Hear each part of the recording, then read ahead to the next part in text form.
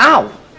Test was positive. Just one shot, the doctor cured a mute man. At the wedding, the man suddenly lost his voice. Then, the man clutched his neck in pain and fainted. At the hospital, the doctors checked him out, but everything seemed normal. So, Dr. House picked up the syringe and jabbed the man. The man screamed in pain, but what happened next was even stranger. The man suddenly found that he could speak again. House immediately called him out, saying he was just faking it because he didn't want to get married. But the woman didn't buy it. She had just seen the man pass out in pain. To prove his point, House pretended to collapse in exactly the same way the man had. That finally convinced the woman. After they left the hospital, the man insisted that he really couldn't speak earlier, but the woman still wasn't sure. Then, the man suddenly started coughing violently and had trouble breathing. After running some tests, the doctors found out the man had severe fluid buildup in his chest. They suspected he might have ingested something toxic, so they went to his house to look for clues. That's when they found a man claiming to be his boyfriend. Turned out, the man was gay. But if he was gay, why was he marrying a woman? The man explained that he used to be gay, but after undergoing therapy and electroshock treatments, his sexual orientation was supposedly fixed. House thought the electroshock therapy might have caused some brain damage, but when they did an EEG, everything looked fine. Then, the man's beta wave spiked, and he rolled his eyes, signs of a heart attack. The doctors worked hard to save him, but when he woke up, something even stranger happened. As soon as the man sat up, he collapsed again. A moment later, he woke up,